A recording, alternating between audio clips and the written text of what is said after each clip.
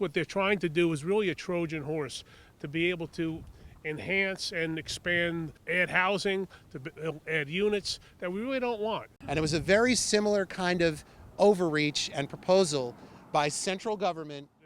And I'm going to allow Mike Cusick to actually give that. Thank you, Borough President. Thank you for your leadership on this and many issues here in Staten Island.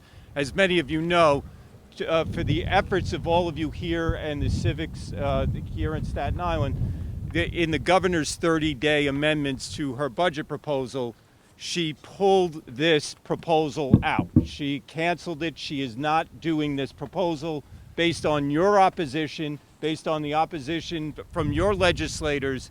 She is not going forward with this plan of the ADUs. This is typical of grassroots forming and getting behind an issue and making sure that their voices are heard. I want to just thank the Westerly Civic, the South Beach Civic Association, and all the civics for your work in making this known to your residents and to the people of Staten Island. As my good friend, the Borough President, mentioned, you know, in Albany, when this hit in the budget, there were many of us, the Staten Island delegation, as mentioned, Mike Riley, Mike Tanusis, Charles Fall, and myself. We teamed with many of the other suburban and out-of-borough legislators. And we met with the governor, we met with the governor's staff, and they heard us. They realized how this would hurt communities like Westerly, communities that are all over Staten Island.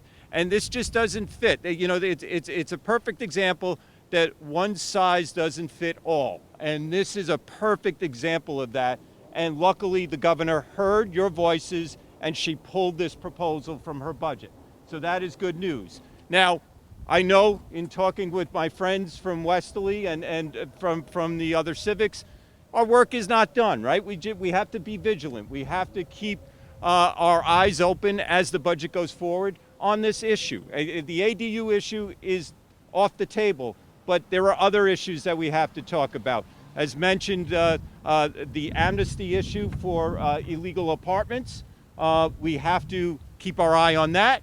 And there's issues that affect us here on Staten Island. So I just want to thank the Borough President, my colleagues in the state legislative delegation, and of course all of you for making your voices heard, because in this instance, government heard you. Thank you so much. What they're trying to do is really a Trojan horse to be able to enhance and expand, add housing, to add units that we really don't want. And it was a very similar kind of overreach and proposal by central government trying to impose a one-size-fits-all on the entire city. It was outrageous. They were talking about eliminating single-family zoning. They were talking about upzoning every community board, every